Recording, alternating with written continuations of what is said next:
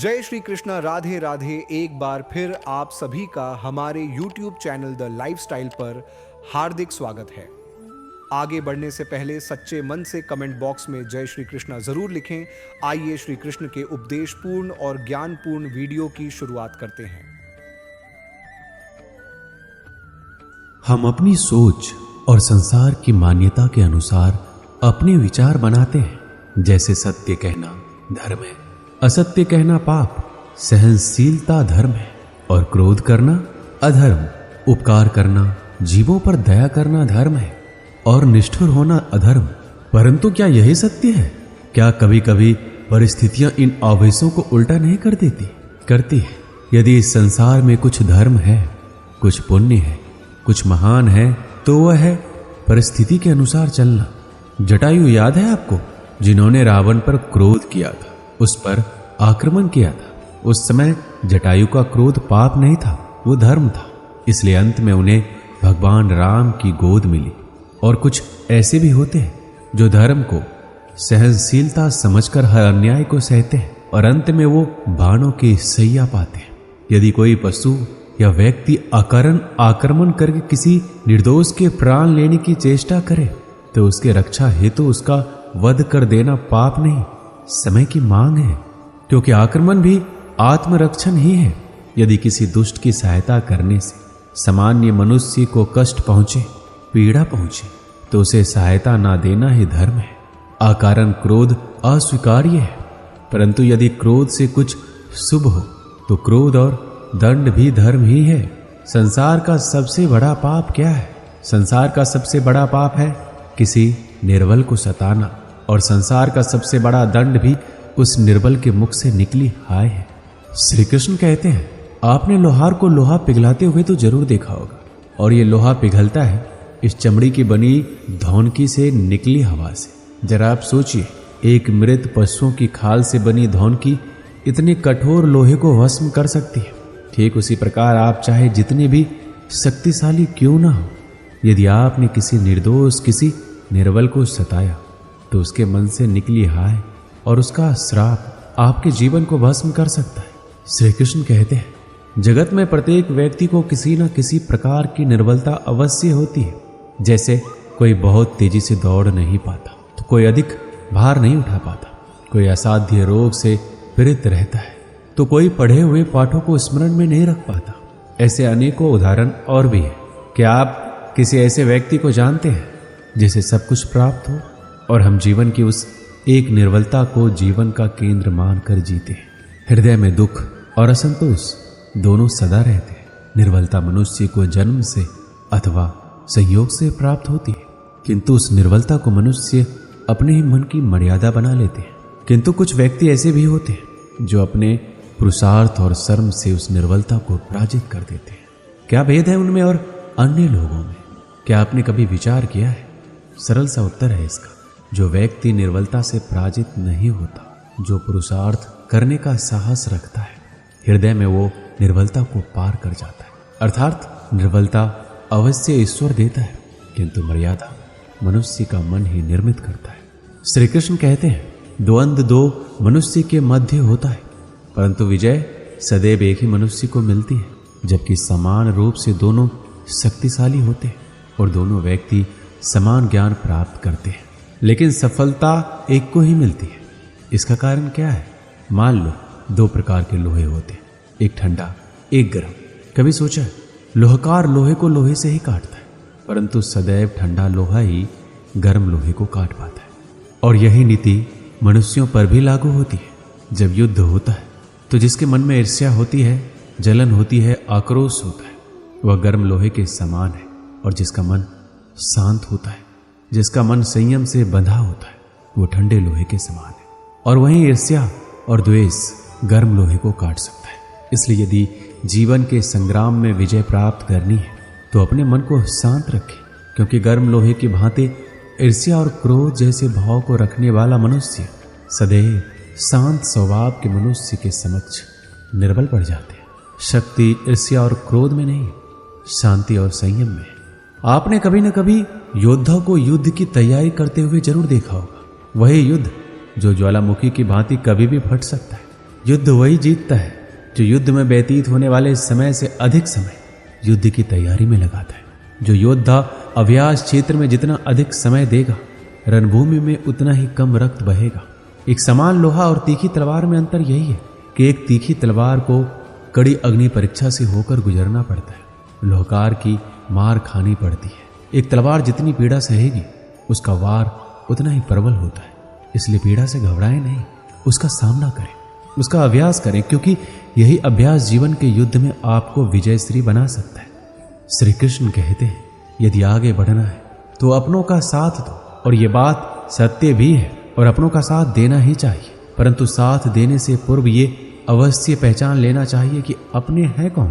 क्या अपने वही होते हैं जिनके साथ हमारा रक्त संबंध होता है, या अपने मित्र, या अपने वो होते हैं जो हमें सत्कार्य के लिए प्रेरित करें, हमें आगे बढ़ाएं, हमारा साथ दें, और न कि वो जिनका साथ देने से समाज का नाश हो, धर्म की हानि हो और सदैव साथ रहकर भी सगे नहीं होते, या वो जो सदैव साथ रहकर भी सगे नहीं होते। इसलिए जब भी अपनों की परिभाषा का चुनाव करें तो उन्हें अपना माने जो आपका साथ दे, उन्हें नहीं जो हमें अज्ञान के मार्ग पर ले जाए। श्री कृष्ण कहते हैं, सीमा एक रेखा ही नहीं, एक परिभाषा भी है।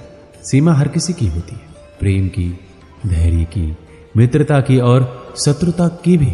और जो सदैव सीमा में बंधे रहते हैं वो समान मनुष्य बनकर रह जाते हैं। परंतु जो समय आने पर सीमा तोड़ देते हैं वही भविष्य बनाते हैं, क्योंकि सीमा केवल आपको मर्यादा में नहीं रखती है, आपको बांधती भी है। अब यह आप पर, मुझ पर, हम सब पर निर्भर करता है कि ये कौन सी सीमाएं हमें बांधती है और कौन सी सीमाएं शक्ति के नए मार्ग समक्ष आती है। इसलिए सीमाएं में जो कर सकते हो उससे अधिक करने का प्रयत्न करो, तभी नई सीमाएं बना पाओगे। श्री कृष्ण कहते हैं, जब मेघ छाते हैं तो क्या होता है, अंधकार छा जाता है। मेघ गरजते हैं, बिजलियां कड़कती है, वर्षा होती है, सभी पशु अपने आश्रय स्थल पर जाकर छिप जाते हैं, मनुष्य अपने घरों की ओर दौड़ते हैं और सभी पक्षी अपने घोंसलों में जाकर छिप जाते हैं। परंतु एक जीव है जो गरजते मेघों की कड़कती बिजलियों को, भारी वर्षा को भी हरा देता है। वो जीव है बाज, क्योंकि वो समस्या की जड़ों से ऊपर उड़ता है। वो गरजते मेघों से, कड़कती बिजलियों से, भारी वर्षा से ऊपर उड़ता है। इनमें यही अंतर है हारने वालों में और जीतने वालों में। ये युद्ध हार और जीत का नहीं, समस्या और सोच का है। यदि आपने सोच को छोटी रखी तो समस्या बड़ी हो जाएगी, और यदि आपने सोच को बड़ी रखी तो समस्या छोटी।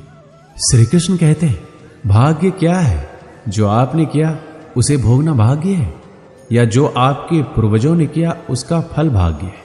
नहीं, भाग्य वही है जो आपने किया, क्योंकि हर मनुष्य को अपने कर्मों के फल भुगतने होते। इसलिए यदि जीवन में कुछ भी करें तो उस पर अपनी दृष्टि अवश्य रखें, क्योंकि आपके एक कर्म का फल आपका भविष्य बदल सकता है। हम वही बनते हैं जो हम चुनते हैं, क्योंकि वही हमारा भाग्य बनता है। मनुष्य सुंदरता से आकर्षित होता है, उससे प्रेम करता है। ऐसा ही होता है ना? क्या आप ऐसा नहीं करते? करते हैं तो सुंदर और असुंदर की परिभाषा क्या है? इस आकर्षण और विकर्षण का कारण क्या है? कभी सोचा है कि जिससे आप प्रेम करते हैं, जिसके प्रति आप आकर्षित होते हैं, अचानक से उसके मन में वितृष्णा आ जाती है, और जिसके प्रति घृणा होती है उसके लिए एकाएक आपके मन में प्रेम उमड़ आता है। और इसका सबसे बड़ा कारण पता है क्या है? दृष्टिकोण। क्योंकि सुंदरता आपके मन में होती है, सोच में होती है, आपके दृष्टिकोण में होती है। इसलिए किसी को कीचड़ में खिला हुआ कमल सुंदर लगता है, और किसी को निर्मल चंद्रमा में भी कलंक का धब्बा दिख जाता है। यदि आपको सुंदरता अनुभव करनी है तो हर पल आनंद में रहना है, तो आप अपने दृष्टिकोण को सुंदर बनाएं और अपने आप सब कुछ सुंदर बन जाएगा। श्री कृष्ण कहते हैं, स्वर्ण, सज्जन पुरुष और परोपकारी मनुष्यों की गति एक समान होती है। यदि स्वर्ण टूट जाए तो उसे गर्म करके फिर से जोड़ा जा सकता है। ठीक उसी प्रकार मतभेद होने के पश्चात भी एक सज्जन पुरुष और महान पुरुष फिर से मित्र बन जाते हैं। परंतु दुर्जन, दुष्ट, माटी से बने लोग उस पके हुए मटके के समान होते हैं कि एक बार उसमें दरार आ जाए तो स्वयं ही स्वयं का सर्वनाश कर लेते हैं। इसलिए मित्रता केवल सज्जनों से ही करें, ताकि मतभेद ना हो। दुष्टों का समूह अपना नाश स्वयं ही कर लेता है। यदि कोयले की खान में जाओ तो चाहे जितनी भी सावधानी बरतो, वस्त्र पर कालिख लगी जाती है। इसलिए दुष्ट मित्रों से सावधान, सज्जन शत्रु प्रत्येक परिस्थिति में श्रेष्ठ है। प्रत्येक मनुष्य सफलता पाने के लिए कार्य करता है। कुछ सफल होते हैं, कुछ नहीं होते, और जो सफल नहीं होते वो सदा अपनी असफलता का कारण या तो अपनी परिस्थितियों को बताते हैं या अपने सहयोगियों को दोषी ठहराते हैं। परंतु क्या वास्तविकता में ऐसा ही होता है? क्या कोई परिस्थिति या कोई व्यक्ति किसी की असफलता का कारण बन सकते हैं? उत्तर है हाँ भी और ना भी। कैसे? आपने तितली को देखा होगा, आपने एक मक्खी को भी देखा होगा। प्रकृति ने दोनों को समान गुण दिए हैं रसपान करने का, लेकिन एक तितली जो फूलों पर जाकर उसका रस लेती है और इस अवस्था में नए फूल खिलने की व्यवस्था भी करती है, और मक्खी घाव पर बैठती है, घाव को सराती है और रोग भी फैलाती है। यदि इसमें किसी बात का अंतर है तो केवल सोच का। यदि आप उचित मार्ग चुनेंगे तो आपको सफलता अवश्य मिलेगा, आप में उत्साह बढ़ेगा, और यदि आप अनुचित मार्ग चुनेंगे तो आपको असफलता मिलेगी, निराशा मिलेगी। अब उचित मार्ग चुनना है या अनुचित मार्ग, यह निर्णय तो आप पर निर्भर करता है। एक बार गिद्धों का झुंड उड़ता उड़ता एक टापू पर जा पहुंचा। वह टापू समुद्र के बीचों बीच स्थित था। वहां ढेर सारी मछलियां, मेढक और समुद्री जीव थे। इस प्रकार गिद्धों को वहां खाने पीने की कोई कमी नहीं थी। सबसे अच्छी बात यह थी कि वहां गिद्धों का शिकार करने वाला कोई जंगली जानवर नहीं था। गिद्ध वहां बहुत खुश थे। इतना आराम का जीवन उन्होंने पहले नहीं देखा था। उस झुंड में अधिकांश गिद्ध युवा थे। वो सोचने लगे अब जीवन भर इसी टापू पर रहना है, यहां से कहीं नहीं जाना है, क्योंकि इतना आरामदायक जीवन कहीं नहीं मिलेगा। लेकिन उन सब के बीच में एक बूढ़ा गिद्ध भी था। वह जब युवा गिद्धों को देखता तो चिंता में पड़ जाता। वह सोचता कि यहाँ के आरामदायक जीवन इन युवा गिद्धों पर क्या असर पड़ेगा, क्या यह वास्तविक जीवन का अर्थ समझ पाएंगे। यहाँ इनके सामने किसी प्रकार की चुनौती नहीं है। ऐसे में जब कभी मुसीबत इनके सामने आ गई तो ये कैसे उसका मुकाबला करेंगे। बहुत सोचने के बाद एक दिन बूढ़े गिद्ध ने सभी गिद्धों की सभा बुलाई। अपनी चिंता जताते हुए सबसे बोला, इस टापू में रहते हुए हमें बहुत दिन हो गए। मेरे विचार से हमें वापस उसी जंगल में चलना चाहिए जहां से हम आए हैं। यहाँ हम बिना चुनौती का जीवन जी रहे हैं। ऐसे में हम कभी भी मुसीबत के लिए तैयार नहीं हो पाएंगे। युवा गिद्धों ने उसकी बात सुनकर अनसुनी कर दी। उन्हें लगा कि बढ़ती उम्र के असर से बूढ़ा गिद्ध सठिया गया है, इसलिए ऐसी बेकार की बातें कर रहा है। उन्होंने टापू की आराम की जिंदगी छोड़कर जाने से मना कर दिया। बूढ़े गिद्ध ने उन्हें समझाने की कोशिश की, तुम सब ध्यान नहीं दे रहे कि आराम के आदी हो जाने के कारण तुम लोग उड़ना तक भूल चुके। ऐसे में मुसीबत आई तो क्या करोगे? मेरी बात मानो, मेरे साथ चलो। लेकिन किसी ने बूढ़े गिद्ध की बात नहीं मानी। बूढ़ा गिद्ध अकेला ही वहां से चला गया। कुछ महीने बीते। एक दिन बूढ़े गिद्ध ने टापू पर गए गिद्धों की खोज खबर लेने की सोची और उड़ता उड़ता उस टापू पर पहुंचा। टापू पर जाकर उसने देखा वहां का नजारा बदला हुआ था। जहां देखो वहां गिद्धों की लाशें पड़ी हुई थी। कई गिद्ध लहूलुहान और घायल पड़े हुए थे। हैरान बूढ़े गिद्ध ने एक घायल गिद्ध से पूछा, ये क्या हो गया? तुम लोगों की ये हालत कैसी हुई? घायल गिद्ध ने बताया, आपके जाने के बाद हम इस टापू पर बड़े मजे की जिंदगी जी रहे थे, लेकिन एक दिन एक जहाज यहाँ आया। उस जहाज ने यहाँ चीते छोड़ दिए। शुरू में तो उन चीतों ने हमें कुछ नहीं किया, लेकिन कुछ दिनों बाद जब उन्हें आभास हुआ कि हम उड़ना भूल चुके हैं, हमारे पंजे और नाखून इतने कमजोर पड़ गए हैं, हम तो किसी पर हमला भी नहीं कर सकते, ना ही अपना बचाव कर सकते, तो उन्होंने एक एक करके मार कर खाना शुरू कर दिया। उनके ही कारण हमारा ये हाल है। शायद आपकी बात ना मानने का ये फल हमें मिला है। दोस्तों, हमें इस कहानी से क्या सीख मिलती है? अक्सर हम कंफर्ट जोन में जाने के बाद उससे बाहर आ पाना मुश्किल होता है। ऐसे में चुनौतियां आने पर उसका सामना कर पाना आसान नहीं होता। इसलिए कभी भी कंफर्ट जोन में जाकर खुश ना हो जाए। खुद को हमेशा चुनौती देते रहे और मुसीबत के लिए तैयार रहे। जब तक आप चुनौती का सामना करते रहेंगे तो आप हमेशा आगे बढ़ते रहेंगे। श्री कृष्ण कहते हैं कि जो विधाता के लेख में होता है उसी का फल हमें मिलता है। विधि के विधान को स्वयं ईश्वर भी नहीं टाल सकते। जिस व्यक्ति के पास आपके लिए मान, सम्मान और कदर ना हो, उनके साथ रहना व्यर्थ है। वो सदैव आपके लिए शत्रुता का भाव रखते हैं। ऐसे व्यक्तियों के साथ रहने से उत्तम है आप अकेले रहिए। इस जीवन में अधिक सीधा होना, सरल होना भी अनुचित है। जो सरल और सीधे स्वभाव का होता है, लोग उसका अनायासी फायदा उठाते रहते हैं। अच्छी किस्मत के लोग थोड़ा सा दुख पाने पर भगवान को कोसते हैं, पर बुरी किस्मत के लोग थोड़ा भी अच्छा होने पर भगवान का स्मरण और धन्यवाद करते हैं। प्रभु अपने भक्तों की सदैव परीक्षा लेते रहते हैं। इस परीक्षा में भक्तों को अनेकों कष्टों का सामना करना पड़ता है। सामान्य लोग इसे अपना दुख मानकर पीछा छुड़ाते हैं, वहीं साधक तथा प्रेमी प्रभु की इच्छा समझकर उसका सामना करते हैं। जो लोग कहते हैं अपनों के आगे झुकने में कोई बुराई नहीं, उन्हें यह भी मालूम होना चाहिए कि जो सच में अपने होते हैं वो कभी झुकने ही नहीं देते। दिव्यता केवल शक्तिशाली होने में नहीं, बल्कि वास्तविक दिव्यता दूसरों में शक्ति जागृत करने में है। जब लोग आपकी बुराई करें तो परेशान ना हो, क्योंकि वो लोग आपको महत्व देने का कोई और तरीका नहीं जानते। सबसे ऐसा व्यवहार करें कि कोई आपके बारे में बुरा भी कहे तो कोई उस पर विश्वास ना करे। हम ना बोले फिर भी वो सुन लेता है, इसलिए उसका नाम परमात्मा है। वह ना बोले फिर भी हमें सुनाई दे दे, उसी का नाम श्रद्धा है। अगर व्यक्ति शिक्षा से पहले संस्कार, व्यापार से पहले व्यवहार और भगवान से पहले माता पिता को पहचान ले तो जिंदगी में कोई भी कठिनाई नहीं आएगी। स्वार्थ संसार का एक ऐसा कुआं है जिसमें गिरकर निकल पाना बड़ा कठिन होता है। जिसको भगवान की कृपा पर भरोसा है और उनके न्याय पर विश्वास है, उसे संसार की कोई भी स्थिति विचलित नहीं कर सकती। जिंदगी में सब कुछ खत्म होने जैसा कुछ भी नहीं होता, हमेशा एक नई शुरुआत हमारा इंतजार कर रही होती है। आप कभी भी कामयाब नहीं बन सकते यदि आप अपने अतीत को याद करके परेशान रहते हैं। प्रेम कोई दो पल का पकवान नहीं जो चखा और रहने दिया।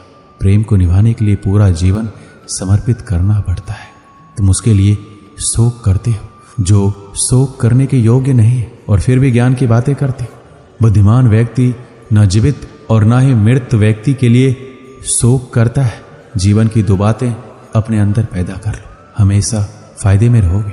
चुप रहना, इससे बड़ा कोई जवाब नहीं, और माफ करना, इससे बड़ा कोई बदला नहीं। किसी को अपनी पसंद बनाना कोई बड़ी बात नहीं, पर किसी की पसंद बन जाना बहुत बड़ी बात है। यदि हमारी नीयत अच्छी और मकसद सही है तो किसी न किसी रूप में ऊपर वाला भी हमारी मदद करता है। जीवन में चाहे आप जितना भी अच्छी किताब पढ़ लें, चाहे आप कितने भी अच्छे शब्द क्यों ना सुन लें, परंतु जब तक आप उनको अपने जीवन में नहीं अपनाते तब तक उसका कोई फायदा नहीं है। मुंह से माफ करने में किसी को वक्त नहीं लगता, पर दिल से माफ करने में सारी उम्र बीत जाती है। श्री कृष्ण कहते हैं, हे अर्जुन, अगर तुम अपना कल्याण चाहते हो तो सभी उपदेशों, सभी धर्मों को छोड़कर मेरी शरण में आ जाओ, मैं तुम्हें मुक्ति प्रदान करूंगा। जितनी भीड़ बढ़ रही है जमाने में, लोग उतना ही अकेले होते जा रहे हैं। संबंधों को सिर्फ समय की ही नहीं, समझ की भी जरूरत है। इंसान उन चीजों से कम बीमार होता है जो वो खाता है, ज्यादा बीमार वो उन चीजों से हो रहा होता है जो उसे अंदर ही अंदर खा रही होती है। उन लोगों से बचकर रहना चाहिए जो आपके दिल में नहीं, दिमाग में रहते हो। मैंने हर किस्म के लोग देखे अपनी जिंदगी में, मदद लेकर शुक्रिया बोलने वालों को भी और मदद लेकर बेवकूफ बोलने वालों को भी। जो आपको तकलीफ में देखकर रो पड़े वो आपको कभी तकलीफ नहीं दे सकता। एक बात हमेशा याद रखना कि जो इंसान दूसरों की बातें तुम्हें बताता है वो तुम्हारी बातें भी दूसरों को बताता होगा। प्रेम और मौत में यही समानता है। ना तो ये उम्र देखती है, ना वक्त, ना जगह। कभी भी किसी पर आंख बंद करके भरोसा ना करें, क्योंकि ये दुनिया इतनी भी अच्छी नहीं है कि आपके भरोसे को कायम रख सके। नीयत साफ और मकसद सही हो तो यकीनन किसी न किसी रूप में ईश्वर आपकी मदद जरूर करते हैं। अस्त होता सूरज इस बात का प्रतीक है कि अंत भी इतना खूबसूरत हो सकता है। वक्त वो तराजू है जो बुरे वक्त में अपनों का वजन बता देता है। झूठ बोलते हैं वो लोग जो कहते हैं हम सब मिट्टी से बने हैं। मैं कई सपनों से वाकिफ हूं जो पत्थर के बने हैं। कुछ रिश्ते किराए के मकान जैसे होते हैं, कितना भी सजा लो कभी अपने नहीं होते। पानी की एक बूंद गर्म तवे पर गिरे तो नष्ट हो जाता है, कमल के पत्ते पर गिरे तो चमकने लगती है, और सीप पर गिरे तो खुद मोती बन जाती है। पानी का बूंद तो वही है, बस फर्क है सिर्फ संगति का। सारी दुनिया कहती है हार मान लो, लेकिन दिल धीरे से कहता है एक बार और कोशिश कर, तू जरूर कर सकता है। जाने वाले तो चले ही जाते, बस यादें छोड़ जाते हैं। फिर चाहे जितना पुकार लो वो लौट कर नहीं आते। खुले आसमान में वह चमकता हुआ चांद और दिल में चमकता हुआ प्यार कभी कम तो कभी ज्यादा होता रहता है। खटखटा रही है रिश्तों के दरवाजे, मुलाकातें ना सही आहटे तो जिंदा करेगी। कर्म वो फसल है जिसे इंसान को हर हाल में काटना ही पड़ता है, इसलिए हमेशा अच्छा बीज बोएं ताकि फसल अच्छी हो। किसी को धोखा देना एक कर्ज है जो आपको एक दिन किसी दूसरे के हाथों से खाकर चुकाना पड़ेगा। ना खाई ठोकरें सफर में है तो मंजिल की अहमियत कैसे जानोगे। अगर नहीं टकराए गलत से तो सही को कैसे पहचानोगे। हम भी कमाल करते हैं ना, उम्मीद इंसान से लगाकर सिकवे भगवान से करते हैं। हर जलते दिए तले अंधेरा होता है, हर रात के पीछे एक सवेरा होता है। लोग डर जाते हैं मुश्किलों को देखकर, पर हर मुश्किल के पीछे सफलता का सवेरा होता है।